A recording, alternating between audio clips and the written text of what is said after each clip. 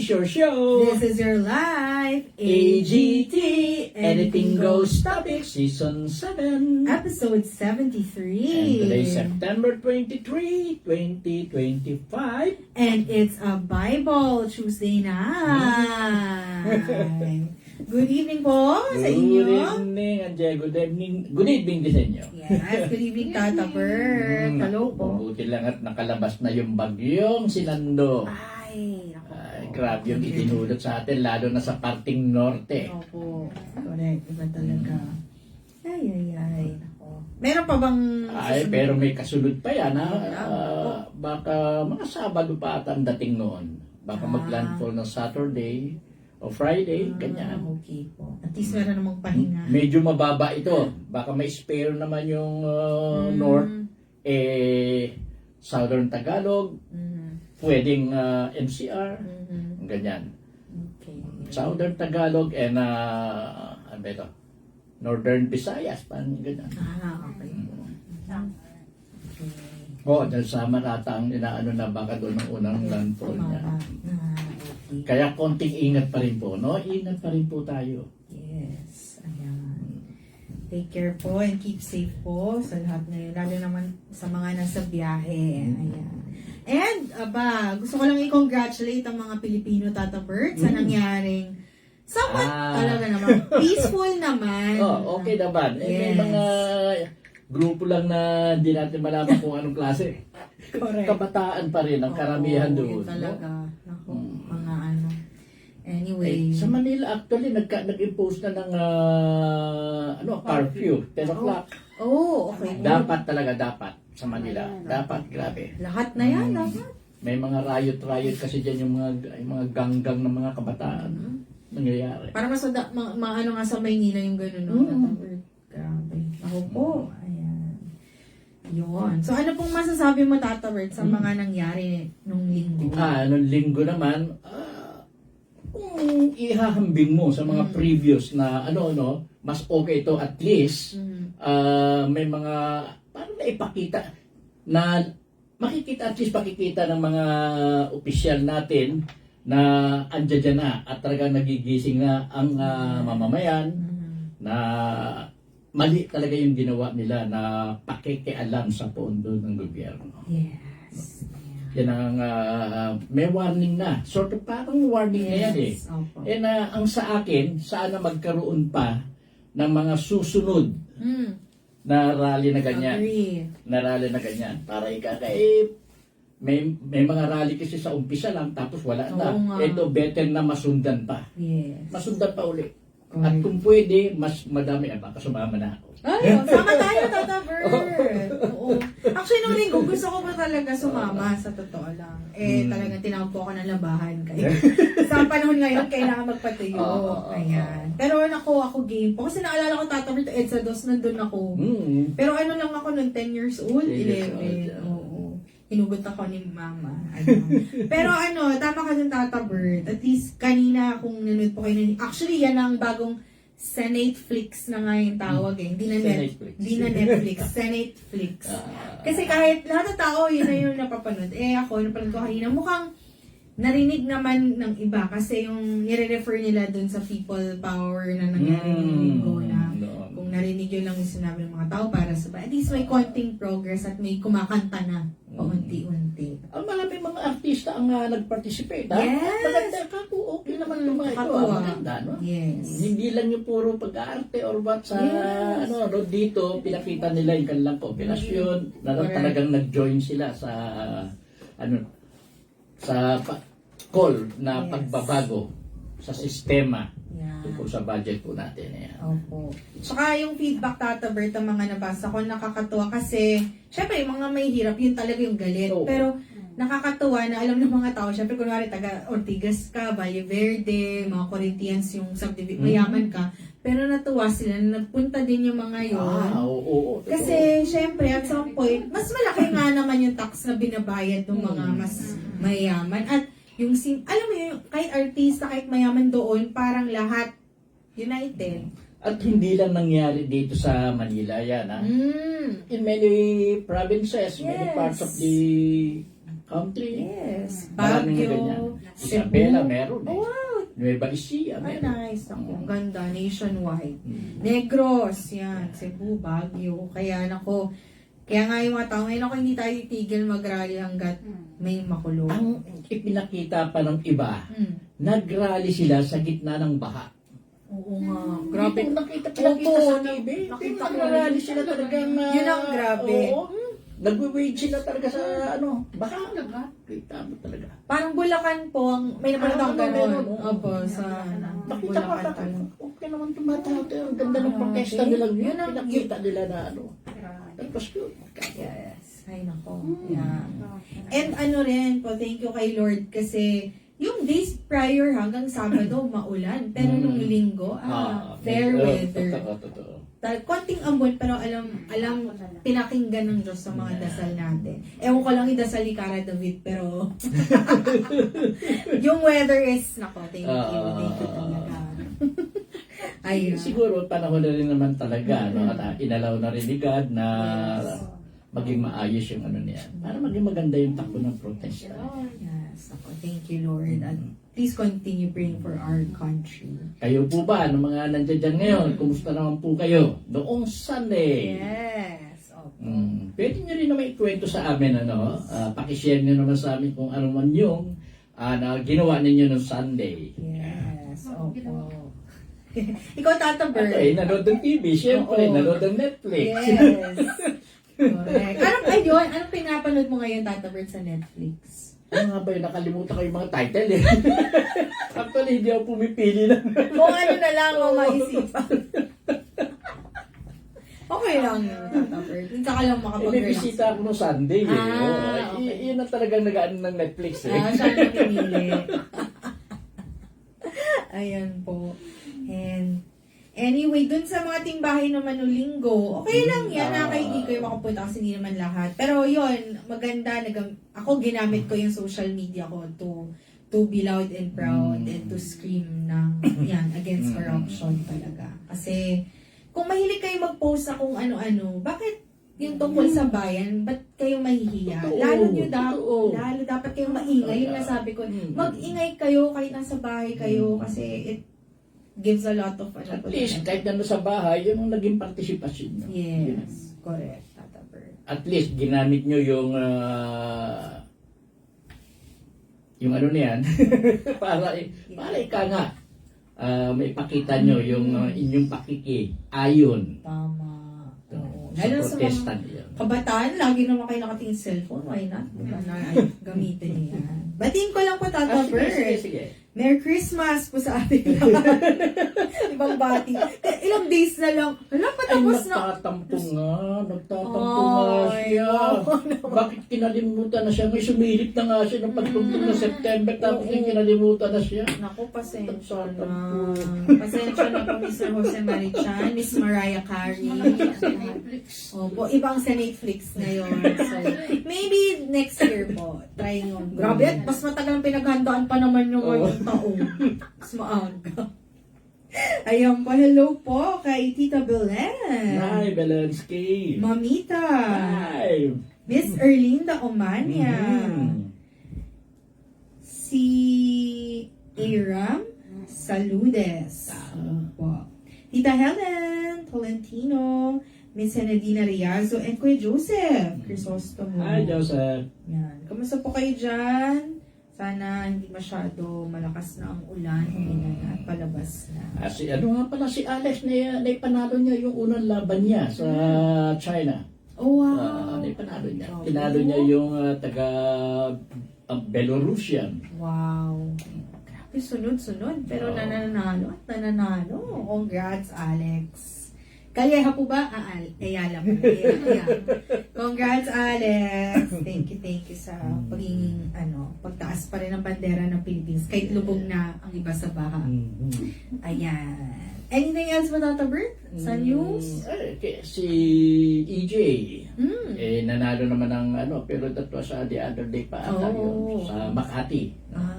May pole vault pa pole rin. vault event na the competition at siya nakakuha ng gold. Wow! Galing, no? Ay, meron rin po pala, Tata Bert, nakakuha ng gold at nilagay sa vault nila. Charot-charot. Ayan. Ay, sabi po ni Kuya Joseph, maulan po dito. Walang tigil. Habagat yan, habagat. Ganyan. Although nakalabas na ang bagyong si Nando, humihila pa rin habagat yan. Pagkaganyan yan. Okay. Ingat pa rin po. Hello po, Ate Irene. Ayan po. Sa mga ngayon lang po, kaka-join lang po ulit ng Bible Tuesday, nasa Jeremiah na po kami. Na chapter, ayan. At sino po ulit si Jeremiah, Tata Bert? Si Jeremiah ay isang propeta nga pala yan, no, na talagang kinumbinsi ng gusto. Dahil actually ayaw niya. Yung ibinibigay sa kanya na misyon ni Yahweh na siyang magsabi, magbigay babala sa mga taga-Israel noon, sa mangyayari sa Israel kung hindi sila magbabalik loob kay Yahweh. Isa siyang propeta, magaling na propeta talaga. Kaya kahit na ayaw niya, pinilit siya ni Yahweh na siya ang kailangan talaga dyan sa ganung misyon na ibinigay sa kanya. Thank you, Tata Bert. Umpisahan na po natin. Okay, sige. Nasa ikalamang kabanata na po tayo, pagbasa mula sa libro ni Jeremiah, chapter 5. Ang kasalanan ng Jerusalem. Mga taga-Jerusalem, magmasid-masid kayo. Ang mga lansangan ay inyong libutin at ang buong paligid ay halugugin. Maghanap kayo sa mga pamilihan. May makikita ba kayong isang taong matuwid at tapat kay Yahweh? Kung mayroon kayong matatagpuan, patawad ni Yahweh sa Jerusalem igagawad. Uy, reminiscent of Sodom and Gomorrah. Oh. Diba? Opo. Nanunumpa nga kayo sa pangalan ni Yahweh, ngunit hindi taos sa iyong puso ang inyong sinasabi. Ang hanap ni Yahweh ay katotohanan. Pinarusahan niya kayo, ngunit hindi niyo pinansin ang sakit. Pinahirapan niya kayo, ngunit hindi pa rin kayo nagbago. Ayaw ninyong talikuran ang inyong mga kasalanan dahil sa katigasan ng inyong ulo. At aking naisip, ang mga taong ito'y mga may hirap at walang alam. Hindi nila alam ang hinihiling ni Yahweh, ang utos ng kanilang Diyos. Pupuntahan ko ang mga may kapangyarihan at sila ay aking papakiusapan. Natitiyak kong alam nila ang kalooban ni Yahweh. Batid nila ang ipinag-uutos ng Diyos. Ngunit pati silang lahat ay naging suwail at tumangging sumunod sa kanyang utos. Dahil dito, sila ay papatayin ng mga leyon mula sa gubat. Sisilain sila ng mga asong gubat mula sa ilang. Maglilibot sa kanilang mga lungsod ang mga leopardo upang lurayin ang sinumang makita. Sapagkat napakarami na ng kanilang pagkakasala at maraming ulit na nilang tinalikuran ng Diyos. Ang tanong nga ni Yahweh, bakit ko kayo patatawarin? Nagtaksil sa akin ang iyong mga anak at sumamba sa mga Diyos-Diyosan. Pinakain ko kayo hanggang sa mabusog, ngunit nangalunya pa rin kayo, at ginugol ang panahon sa babaeng bayaran. Tulad nila yung mga lalaking kabayo, nagpupumiglas dahil sa matinding pagnanasa sa asawa ng iba. Hindi ba marapat na sila ay parusahan ko at pagbayarin ang bansang tulad nito? Sasabihin ko ang kanilang mga kaaway na sasabihan ko ang kanilang mga kaaway na sirain ang kanilang ubasan. Subalit huwag naman nilang wawasakin ito ng lubusan. Sasabihin kong putulin ang mga sanga, sapagkat ang mga ito'y hindi naman para sa akin. Kayong mga mamamayan ng Israel at Juda, pareho kayong nagtaksil sa akin. Akong si Yahweh ang nagsasalita. Yan. Break lang po tayo, verse 1. Well, dito po na binanggit na yung tungkol sa mga kasalanan ng Jerusalem. At sinabi pa nga rito, no, parang naulit-ulit yung katulad sa Sodom and Gomorrah.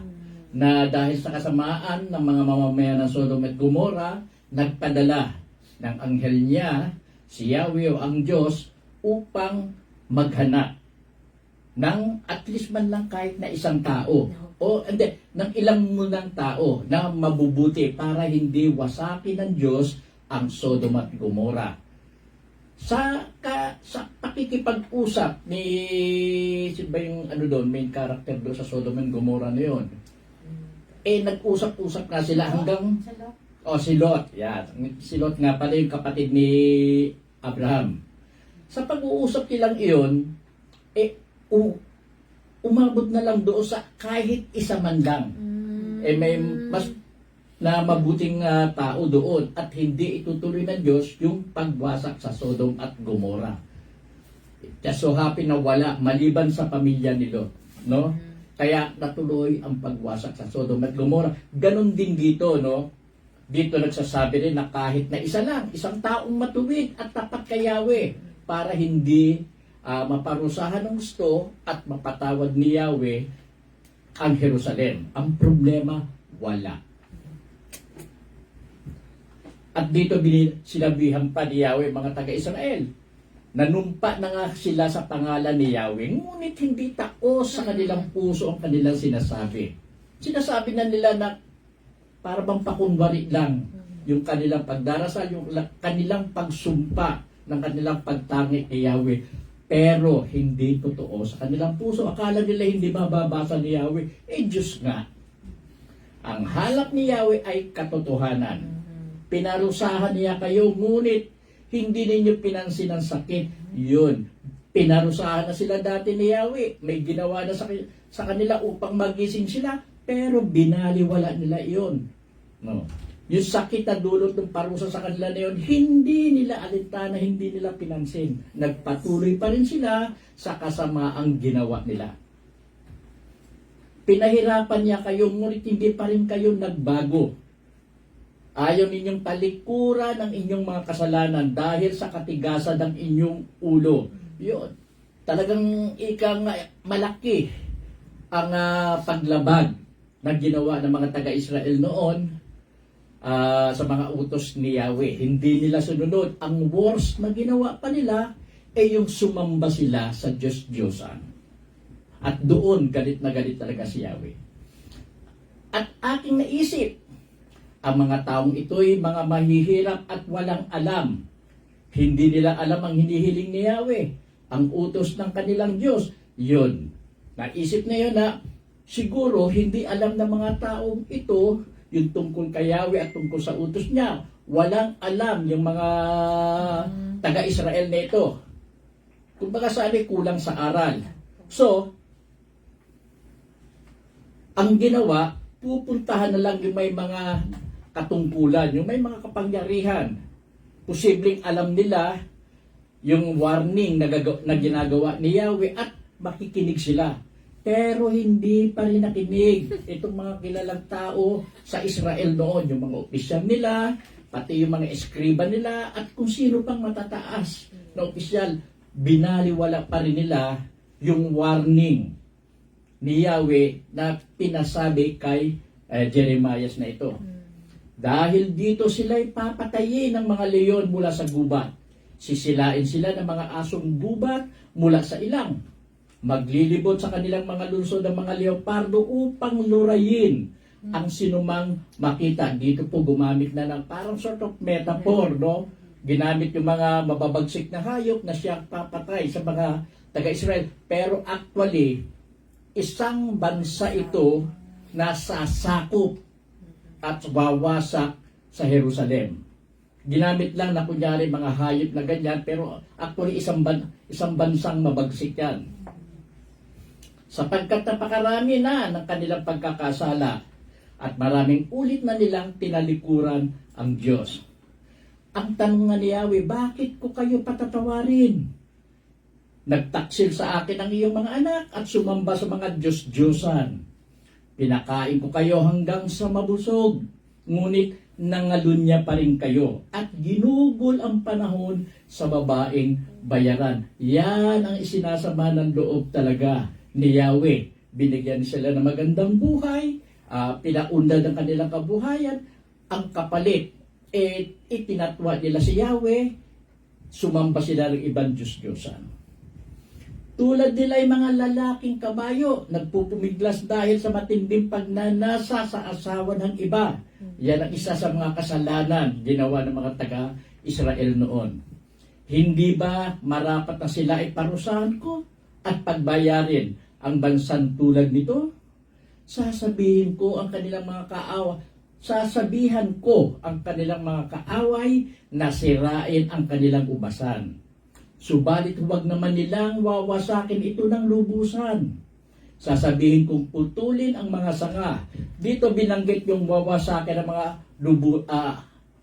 yung kanilang ubasan. Pero hindi naman lubusan. Hindi papayag naman si Yahweh na hindi magtira. Ganon nga ang ginawa niya sa mga taga-Israel nito, no? Hindi naman niya halos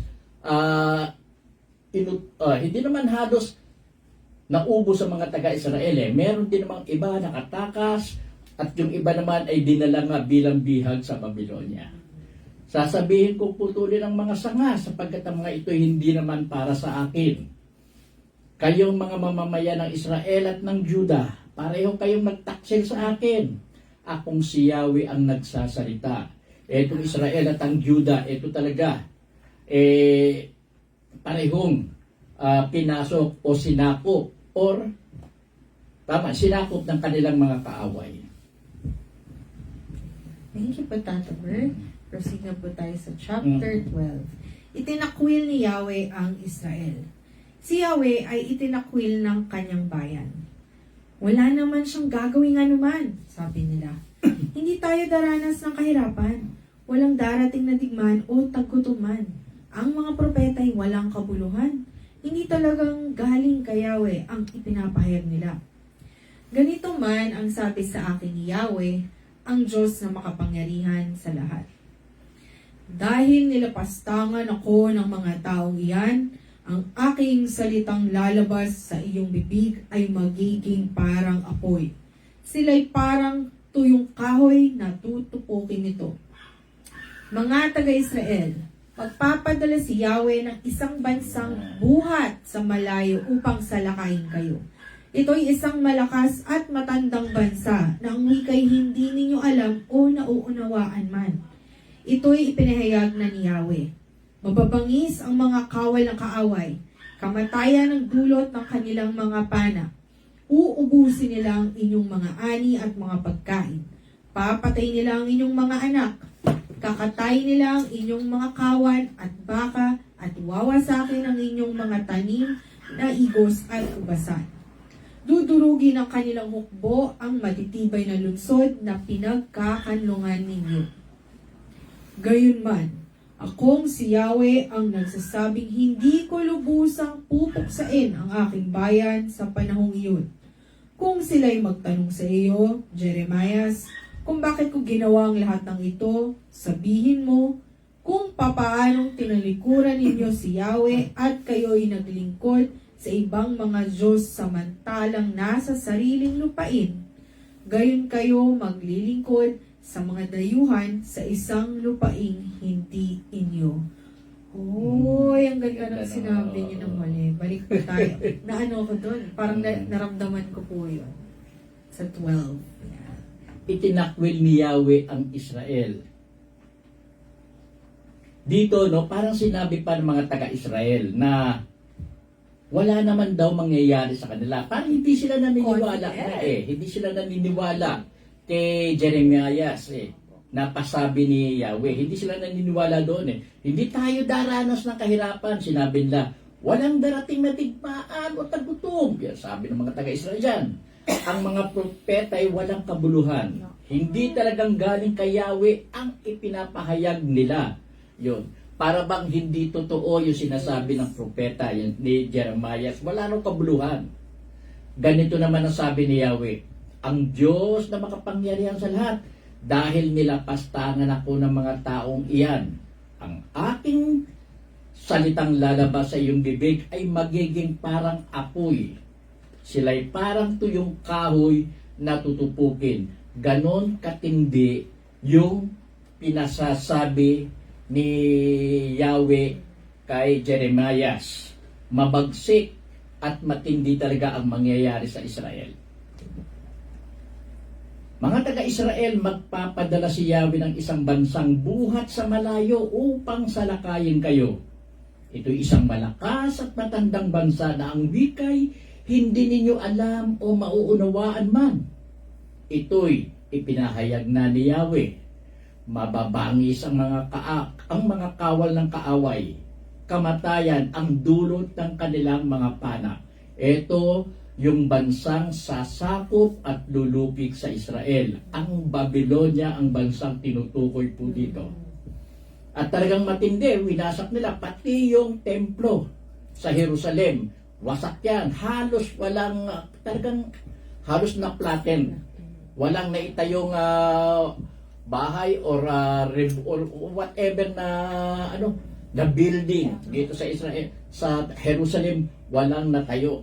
Tapos yung mga tao dyan, karamihan sa kanila ay dinala ng mga taga-Babylonia sa bansa nila, sa Babylonia. At doon, inalipin, na-captive doon for almost 70 years. Ang tagal po. Yung po yun. At dito binanggit din, uubusin ang inyong mga ani at mga pagkain ng sasakop na bansang ito. Papatayin nila ang inyong mga anak. Kakatayin nila ang inyong mga kawan at baka. Wawasakin ang inyong mga tanim na igos at basan. Dudurugin ng kanilang hukbo ang matitibay na lungsod na pinagkakandungan ninyo. Talagang matatawag na totally Wash out, no? Talagang grabe talaga yung nangyari.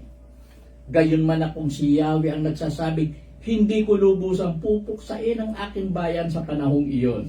May mga natira naman. Pero hindi nga enough yun para ng gusto. Kung sila magtanong sa iyo, Jeremias, kung bakit ko ginawa ang lahat ng ito, sabihin mo kung paanong tinalikuran ninyo si Yahweh at kayo'y naglingkod sa ibang mga Diyos, samantalang nasa sariling lupain. Gayon kayo maglilingkod sa mga dayuhan sa isang lupaing hindi inyo. Talagang matindi yung galit ni Yahweh. Totoo naman kasi, biro mo, yung lupa ng Israel, ipinagkaloob niya sa mga taga-Israel para mahalin nila ito. Ang problema, si Yahweh, na Diyos nila, itinatwa nila. Doon mismo sa bayan na ibinigay mismo sa kanila. Talagang matinding paglapastangan yun Para sinampal nila si Yahweh sa ginawa nilang iyon. Kaya ang naging kaparasahan, ayun, maglilingkod sila sa mga tao na sumakop sa kanila doon mismo sa lugar ng mga taong sumakop sa kanila. Kaya kita mo, parang sampal na matindi talaga. Grabe. Thank you po, Tata Bert. Sa verse 20 na po tayo. Nagbabala ang Diyos sa kanyang bayan. Sabihin mo sa mga anak ni Jacob, gayon din sa mga taga-Juda, makinig kayo, mga hangal. May mga mata kayo, ngunit hindi naman makakita. May mga tenga, ngunit hindi naman makarinig. Ako si Yahweh. Hindi ba kayo natatakot sa akin o nanginginig sa presensya ko? Ako ang naglagay ng buhangin upang maging hangganan ng karagatan. Isang palagiang hangganan na hindi kayang bagtasin. Kahit magngalit ang dagat at tumaas sa mga alon, hindi sila makakalampas dito. Ngunit kayo'y mapaghimagsik at matitigas ang ulo. Tinalikuran ninyo ako at nilayuan. Hindi man lamang ninyo inisip na parangalan si Yahweh na inyong Diyos, gayong siya ang nagbibigay ng ulan sa takdang panahon at nagpapasapit sa panahon ng pag-aani taon-taon. At sa halip, nagiging hadlang ang inyong mga kasalanan upang makamit ang mabubuting bagay na ito. Tumira sa aking bayan ang manggagawa ng kasamaan. Mga nanguhuli ng ibon ang katulad nila. Ang pagkakaiba lamang, mga tao ang binibitag nila. Kung paanong pinupuno ng isang nanguhuli ng ibon ang kanyang hawla, gayon nila pinupuno ng mga ninakaw ang kanilang mga bahay. Kaya naging mayaman sila at naging makapangyarihan. Lagi silang busog at matataba. Sukdulan na ang kanilang kasamaan. Inaapi nila ang mga ulila at hindi makatarungan ang paglilitis na kanilang ginagawa. Hindi nila ipinagtatanggol ang karapatan ng mga kaawa-awa. Dahil dito'y paparusahan ko sila, maghihiganti ako sa kanilang bansa. Akong si Yahweh ang nagsasabi nito. Nakakapangilabot at nakakatakot ang nangyari sa buong lupain. Pawang kasinungalingan ang pahayag ng mga propeta, ang kanilang utos ang sinusunod ng mga pari at hindi naman tumututol ang aking bayan. Subalit ano ang gagawin ninyo kapag nagbukas na ang lahat? Ito po ang salita ng Diyos. Salamat sa Diyos. Parang merong ano dito, may tinatamaan na. Sige pa, Tata Bert. At dito sinasabi, no? Sinabihan mga taga-Israel at mga taga-Juda, makinig kayo mga hangal, may mga mata kayo, ngunit hindi naman makakita. May mga tainga kayo, ngunit hindi naman makarinig. Ako'y, si Yahweh, hindi ba kayo natatakot sa akin o nanginginig sa pasensya ko? Ako ang naglagay ng buhangin upang maging hangganan ng karagatan. Isang palagi ang hangganan na hindi kayang bagtasin. Kahit magngalit ang dagat at tumaas ang mga alon, hindi sila makakalampas dito. Dito binabanggit na at talagang niremind ang mga taga-Israel ni Yahweh na siya ang Diyos. Na yung mga bagay-bagay, katulad ng dalampasigan, yung mga dagat yan, siya ang may gawa niyan para bumuti ang kalagayan ng mga taga-Israel. Pero hindi nila minahal ito. Bagkus, itinatwa pa nila si Yahweh. Ako ang naglagay ng buhangin upang maging hangganan ng karagatan. Kita nyo, inayos niya talaga para sa mga taga-Israel. Kahit mangalit ang dagat at tumaas ang alon, hindi sila makakalampas dito. Kita mo yung protection na ibinigay sa kanila. Ngunit kayo'y mapaghimagsik at matitigas ang ulo. Tinalikuran ninyo ako at nilayuan. Hindi man lamang kayo nag-isip na parangalan si Yahweh na inyong Diyos. Gayong siya ang nagbibigay ng ulan sa takdang panahon at nagpapasapit sa panahon ng pag-aani taon-taon. At sa halip, nagiging hadlang ang inyong mga kasalanan upang makamit ang mabubuting bagay na ito. Totoo naman yon. Talagang grabe ang proteksyon, ang pag-aalagang binigay ni Yahweh sa mga taga-Israel. Talagang pinasagana niya katulad ng pangako niya noon, no? Na ito ang kanyang itinatanging lahi. Ang problema nga lang, taging matigas talaga ang mga taga-Israel. Ang worst na ginawa nila yung baliwalain nila si Yahweh at gumawa sila ng Diyos-Diyosan at yun ang kanilang sinamba. Alam naman nila na si Yahweh ang may gawa ng lahat para sa kanila. Pero parang hindi sila naging matalino eh. Alam naman nila na yung ginagawa nila ng mga Diyos-Diyosan, wala namang nagagawa sa kanila.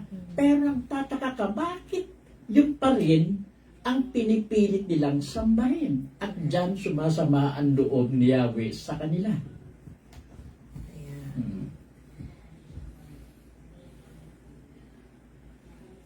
Tumira sa aking bayan ang manggagawa ng kasamaan. Ito mismo yung manggagawa ng kasamaan, yung mga taga-Israel mismo yan. Mga nanghuhuli ng ibon ng katulad nila. Ang pagkakaiba lamang, mga tao ang binibitag nila.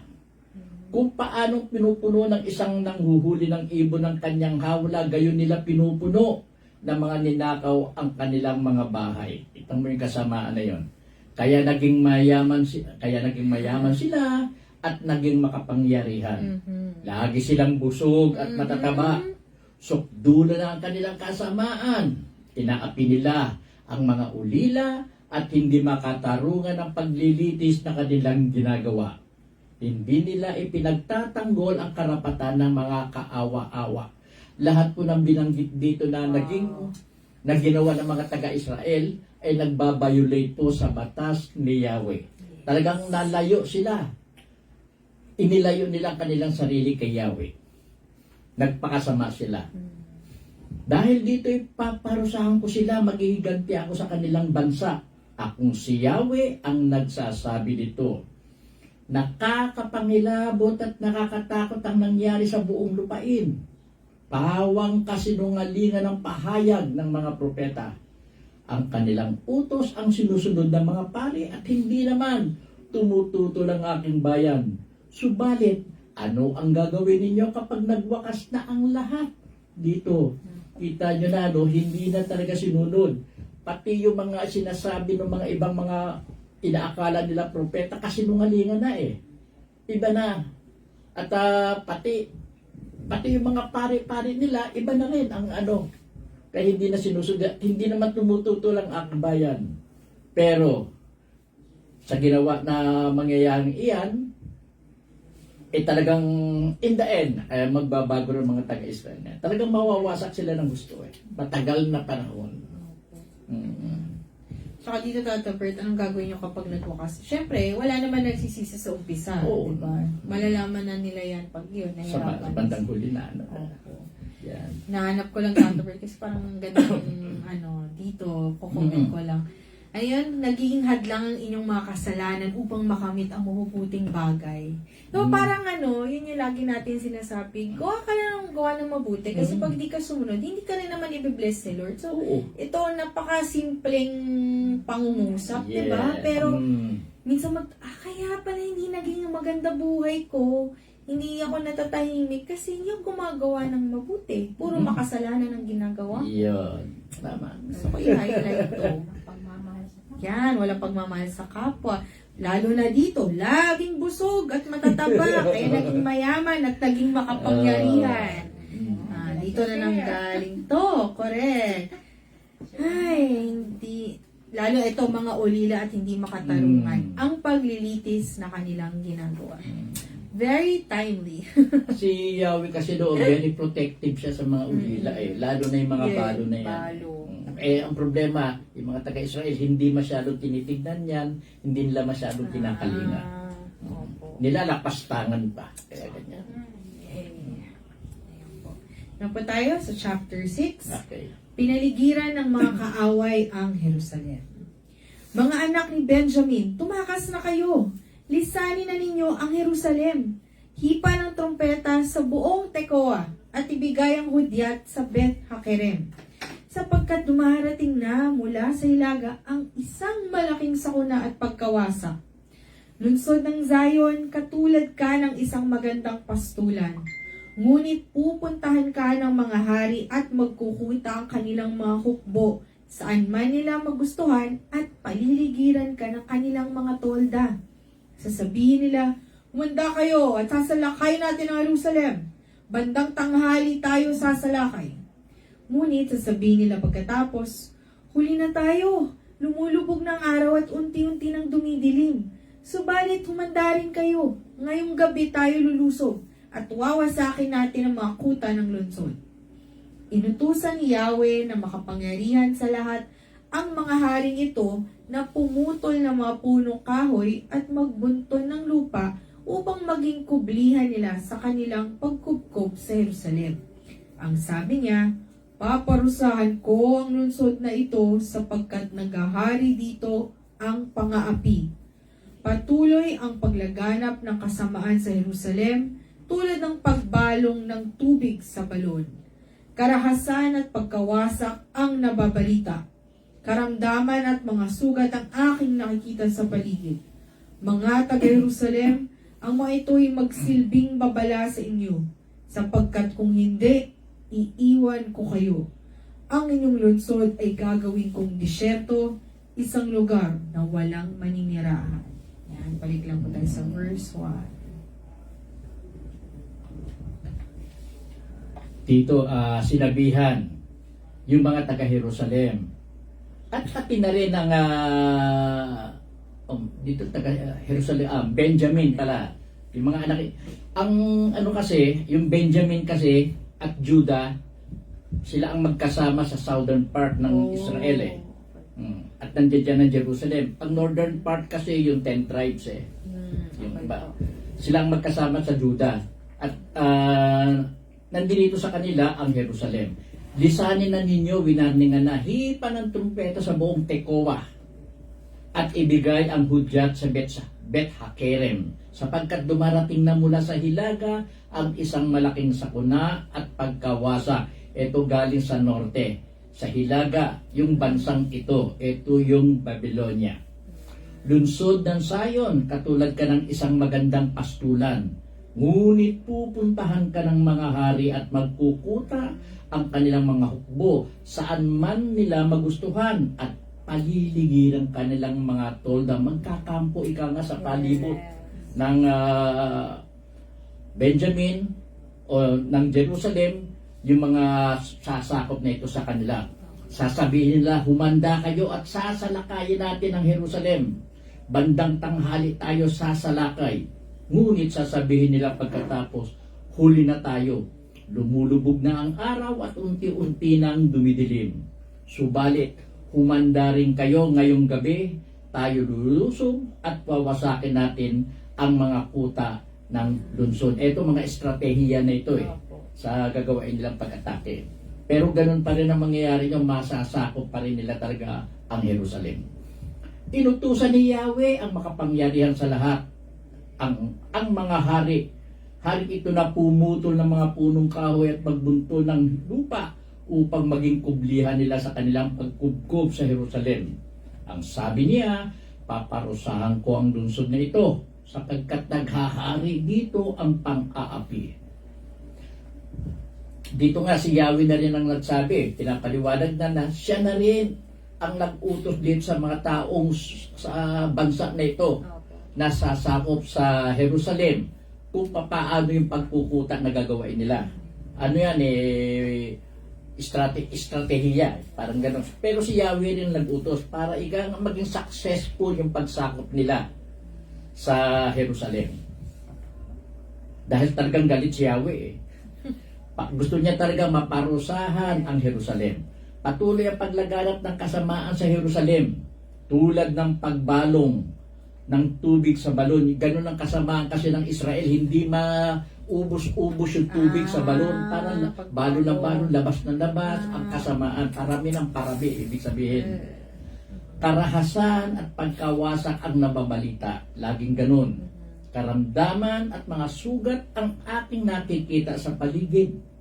Mga taga-Jerusalem, ang mga ito'y magsilbing babala sa inyo, sapagkat kung hindi iiwan po kayo, ang inyong lungsod ay gagawin kong disyerto, isang lugar na walang maninirahan. Talagang doon, mayroon pa rin talagang pahiwatig na ibinibigay si Yahweh na yun nga, kung hindi pa rin talaga susunod ng mga taga-Israel, talagang matutuloy yung mga pangyayaring ito na pagsakop sa kanila. Dito sa portion na ito na balita pa lang yan. Pasabi pa rin kung ano ang mangyayari. Kaya dito sa bandang huli, sana kahit na panghuling magbago pa rin ang Israel. Binibigyan pa rin ng pagkakataon. Ano pa rin ng Diyos, magpapatawad. Yan. Tuloy pa tayo verse 9. Mapaghimagsik ang Israel. Sinabi sa akin ni Yahweh na makapangyarihan sa lahat, uubusin ang Israel katulad ng isang ubasang walang ititirang bunga. Kaya tipunin mo ang lahat ng maaari mong iligtas habang may panahon pa. Ang sabi ko naman, sabi ni Jeremiah, sino po ang makikinig sa akin kung sila'y kausapin ko at bigyang babala? Sarado ang kanilang mga pakinig. Ayaw nilang pakinggan ang iyong mga mensahe at pinagtatawanan pa ang sinasabi ko. Ang pagkapuot mo, Yahweh, ay nararamdaman ko at hindi ko na kayang matagalan. At sinabi sa akin, Yahweh, ibuhos mo ang aking puot sa mga batang nasa lansangan at sa mga kabinataang nagkakatipon. Bibihagin din ang mga mag-aasawa, kasama pati matatanda na. Ibibigay sa ibang kanilang mga bahay, gayon din ang kanilang bukirin at mga asawa. Paparusahan ko ang lahat ng naninirahan sa lupaing ito. Ang kasakiman ay laganap sa lahat, dakila at hamak. Pati mga pari at propeta man ay mandaraya. Hindi nila pansin ang kahirapan ng aking bayan. Ang sabi nila, payapa ang lahat. Gayong wala namang kapayapaan. Nahihiya ba sila sa ginawa nilang kalikuan? Hindi na sila tinatabla ng hiya. Makapal na ang kanilang muka. Kaya't sila'y babagsak tulad ng iba. Ito na ang kanilang wakas. Kapag sila'y aking pinarusahan, akong si Yahweh ang nagsabi nito. Yan. Balik po tayo, verse 9.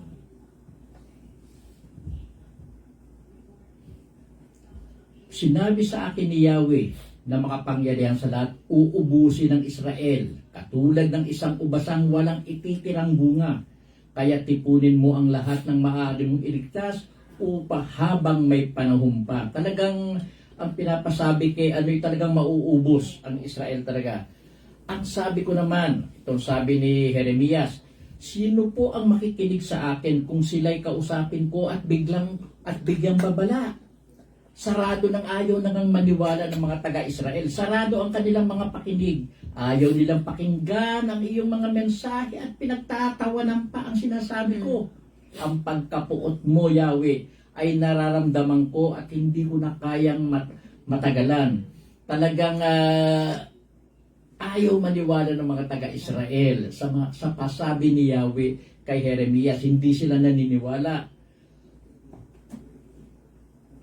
At talagang grabe ang galit na ni Yahweh. At sinabi sa akin ni Yahweh, ibuhos mo ang aking puot sa mga batang nasa lansangan at sa mga kabinataang nagkakatipon. Bibihagin din ang mga mag-asawa kasama pati matatanda na. Dito lahat talaga, kabataan, kabinataan, pati matatanda, may asawa, wala. Talagang lahat yan mamamatay. Masasakop, walang maliligtas sa kanila. Dito, kasama pati mga kabataang nasa lansangan Ibibigay sa iba ang kanilang mga bahay, gayon din ang kanilang bukirin at mga asawa. Pati asawa. Paparusahan ko ang lahat ng naninirahan sa lupain ito. Ang kasakiman ay laganap sa lahat. Dakila at hamak, pati mga pare at propeta man ay mandaraya. Hindi na totoo ang sinasabi kasi ng pare at ng propeta.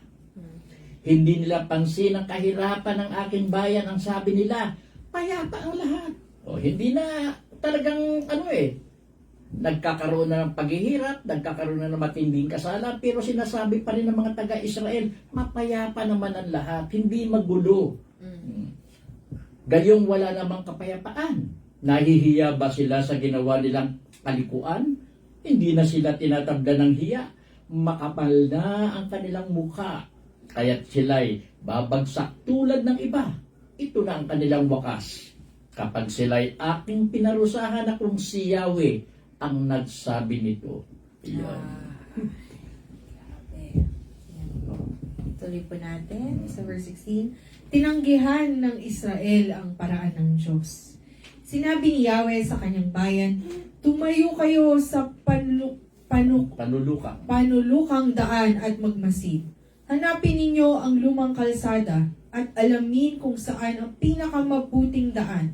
Doon kayo lumakad at magtatamo kayo ng kapayapaan. Subalit ang sabi nila, ayaw naming dumaan doon.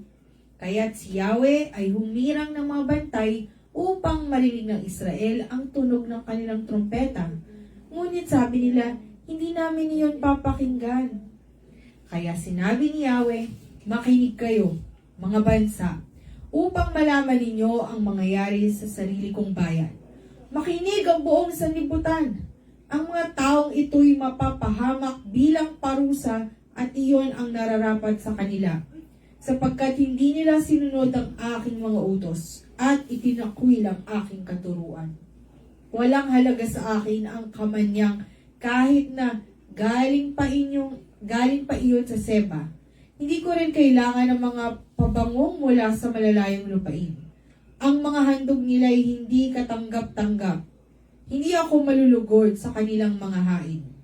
Sabi pa ni Yahweh, maglalagay ako ng katitisura nila at silang lahat ay madadapa. Mamamatay ang mga magulang at mga anak, gayon din ang mga kaibigan at kapitbahay. Take lang po tayo sa 60. Dito, ika nga, para makaligtas pa rin yung iba. Para makaroon sila ng safe passage yung iba, no? Malibre do sa pananakop na gagawin. Sinabihan na sila kung ano ang dapat gawain. Tumayo kayo sa panulukang daan at magmasid. Hanapin ninyo ang lumang kalsada at alamin kung saan ang pinakamabuting daan. Doon kayo lumakat at magtatamo kayo ng kapayapaan. Kita mo, sinabihan na sila ni Yahweh, no? Hindi na kasi mapipigil yung pagsakop na gagawin ng Babylonia. So yung ibang tao, sinabihan pa rin ni Yahweh kung ano ang dapat nilang gawain para maging ligtas sila at matatamo nila yung kapayapaan. Ang problema, matigas pa rin ang pulo ng mga tao ito. Subalit ang sabi nila, sabi ng mga taga-Israel, ayaw naming dumaan doon.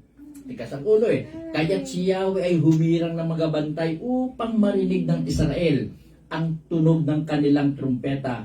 Ngunit sabi nila, hindi namin iyong papakinggan. Talagang ayaw nila. Sokdulo na talaga yung galit ni Yahweh.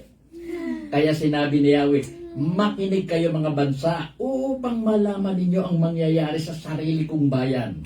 Makinig ang buong sanlibutan. Ang mga taong ito'y mapapahamak bilang parusa at iyon ang nararapat sa kanila sapagkat hindi nila sinunod ang aking mga utos at itinakwil ang aking katuruan. Wala nang magagawa sa Yahweh. Walang halaga sa akin ang kamanyang kahit na galing pa iyon sa Seba. Hindi ko rin kailangan ng mga pabangong mula sa malalayong lupain. Ang mga handog nila ay hindi katanggap-tanggap, hindi ako malulugod sa kanilang mga hain. Sabi pa ni Yahweh, maglalagay ako ng katitisuran nila at silang lahat ay madadapa. Mamamatay ang mga magulang at mga anak, gayong din ang kaibigan at kapitbahay. Dito sinasabi, kahit na anong seremonyas o ritual ang gawain nila, baliwala kay Yahweh. Dahil nga, sa hindi naman nila sinunod yung talagang utos ni Yahweh, hindi nila tinutupad kung ano man yung mga bili ni Yahweh sa kanila. Kaya grabe, no? May binanggit dito na, yung Siba nga pala. Yung Siba yan ang Yemen ngayon, ha? Kahit nagaling pa yun sa Seba, yung bansang Seba. Seba, yan ang Yemen ngayon. Wow. Lately ko lang din nalaman yung nakamakross ko. Thank you, Tata. Makakatulong din yung info na yun. Kaya maglalagay ako ng katitisuran nila at silang lahat ay madadapa. Mamamatay ang mga magulang at mga anak. Gayon din ang mga kaibigan at kapitbahay. Ayun na. Ako po. At dito, alam mo, hindi ko lang may, di ba, parang kahit anong, Tata Bert, nag-aalay sila. Hindi ba, di ba, kung tayo man, ang pinaka pwede mong ialay talaga yung makinig ka sa kanya. Sundin mo ang utos mo. Hindi yung dinaan pa sa material na bagay. Ano man. Ano sila kung dapat gawin para maligtas, makuha nila yung kapayapaan, pero wala pa rin. Oo nga. Pag binasa mo nga po yung verses bago nun, akala mo talagang, okay, ito na yung ni Yahweh, ito yung decision. Hindi, the next verses, binigyan niya pa rin kayo ng chance. Diba? Kaya sa uli nila yung mga luxury talagang mahal niya. Opo. Verse 22. Paglusob ng mga tagahilaga. So, patuloy lang po namin to. Sinasabi ni Yahweh, isang malakas na bansa mula sa hilaga ang naghahanda sa pakikidigma. Mga pan at sibat ang kanilang sandata. Sila'y malulupit at walang awa. Kapag nakasakay sila sa kanilang mga kabayo, nagngangalit na dagat ang kanilang katulad.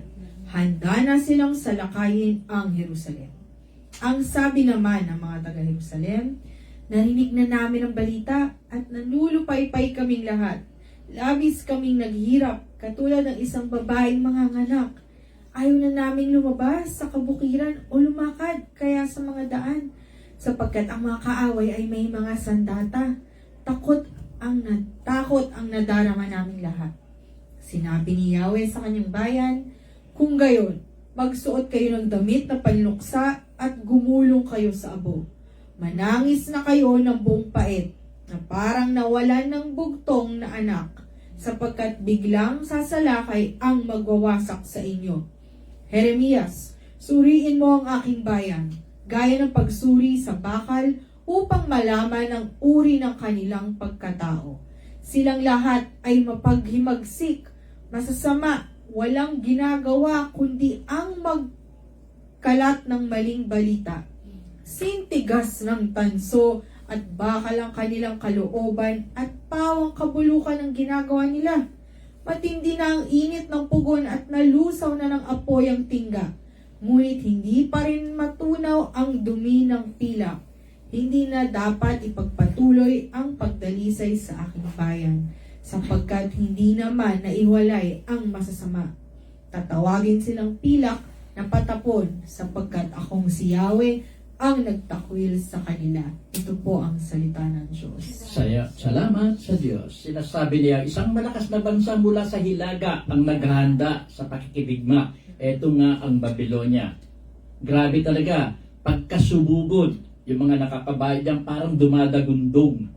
Talagang grabe yung atake at nagagawain ng mga taga-Babylonia nito. Ang sabi naman ng mga taga-Jerusalem, narinig na namin ang balita at nandulupay-pay kaming lahat.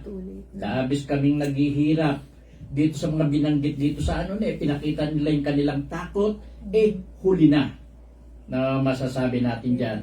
Ayaw na nilang, sinabi ni Yahweh sa kanyang bayan, kung gayon, parang binibigyan pa rin sila ng tsansa, magsuot kayo ng damit at panluksa at gumulong kayo sa abo. Manangis na kayo ng buong pait na parang nawala ng bugtong na anak, sapagkat biglang sasalakay ang magwawasak sa inyo. May ritual, sort of ritual yung pinapagawa sa kanila ni Yahweh. Pero hindi pa rin yan. Kahit iba pa rin ang ng puso nila . Jeremia, suriin mo ang aking bayan.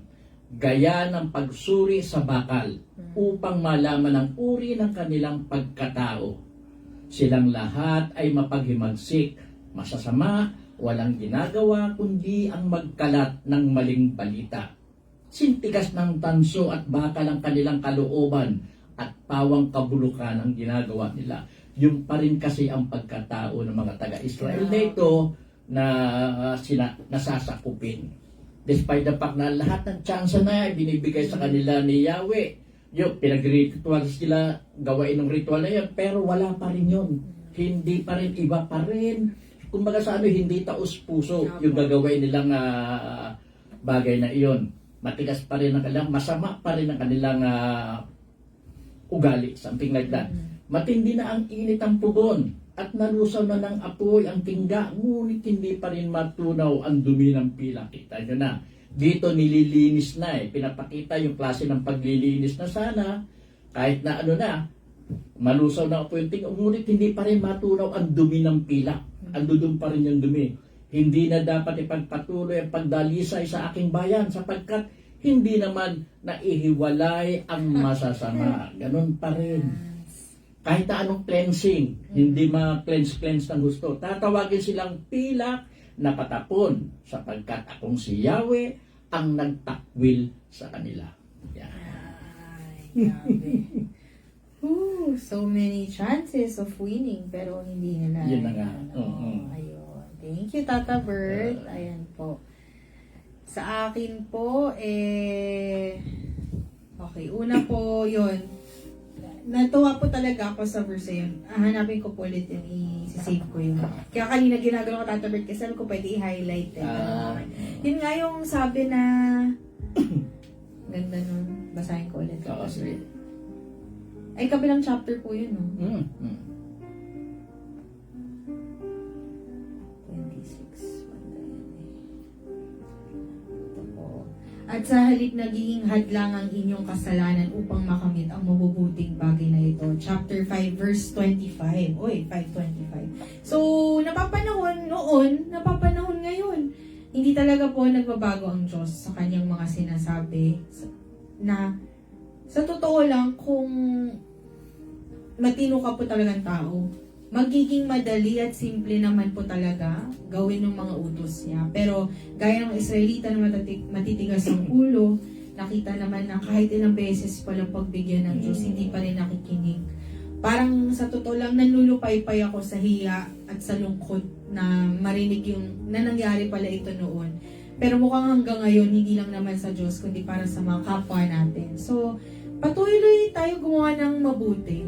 Kasi, sa totoo lang po, sa dami ng kasamaan sa mundo, yun yung lilitaw at sana mahawa ang lahat. Yun lamang po, Tata Bert. Dito po ipinakita na lahat ng paraan ay ginawa na ni Yahweh upang mapagbago talaga ang Israel. Pero despite the fact na ganun nga, tinuturuan na sila kung anong dapat gawin para makaligtas, hindi pa rin ginawa ng mga taga-Israel yung bagay na yon. Ang maganda pa nga rito, in advance sila, binalitaan kung anong mangyayari, pero binaliwala pa rin ng mga taga-Israel. Ang mga taga-Israel, mahal na mahal talaga ni Yahweh. Kaya lahat ng chance na pwedeng makaligtas sila, ginagawa niya. Nasa Israel na talaga ang problema. Sa panahon ngayon, kung isasali natin yan, lahat ang Diyos po natin, ginagawa rin talaga ang lahat ng paraan upang ang tatahakin ng tao ay yung tamang daan. Andyan dyan yung kanyang mga utos, yung kanyang mga salita, na nakaka-inspire naman. Pero magtataka ka kung bakit yung liko pa rin daan ang gustong tahakin ng tao, hindi yung diretsong daan papunta kay Yahweh. Makikita naman po yung sa panahon ngayon, nakikita naman po, alam naman ng mga tao, ng mga opisyal, ng mga mga taong nahirang para sa isang tungkulin, na yung gagawain nila, marami ang masasaktan, marami ang mapipinsala, marami ang maapektuhan, pero hindi nila inisip yun. At alam nila na yung gagawin nila, hindi na ayon sa utos ng Diyos. Pero still, nagpatuloy pa rin sila. Pansarili pa rin ang kanilang ginawa. Nakikita ninyo naman, yung pera na sabihin na natin ninakaw nila, na dapat sana ay makapagpabago sa buhay ng maraming tao na nangangailangan ng naturang pera. Pero hindi. Ginawa nila yung para sa sarili nilang pagpapayaman, para sa sarili nilang pagsasaayos ba ito? Pakinabang. Sana naman may pagkakataon pa na mabago ang ganyang mga pag-uugali, ang ganyang mga kaisipan.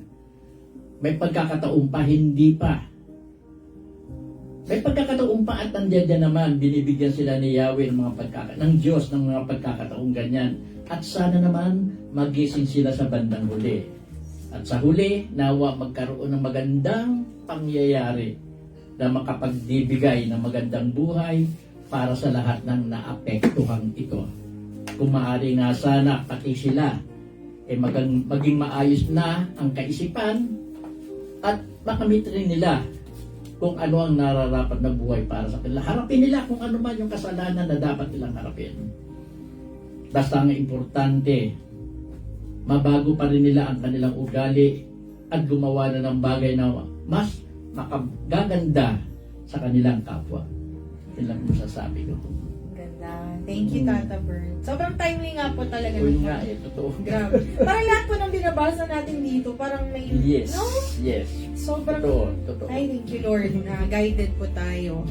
Mamayang gabi po, 10 o'clock, meron pong online prayer vigil. Please po, sali po kayo kahit online. Malaking bagay po. Lalo na ngayon sa nangyayari sa bansa natin.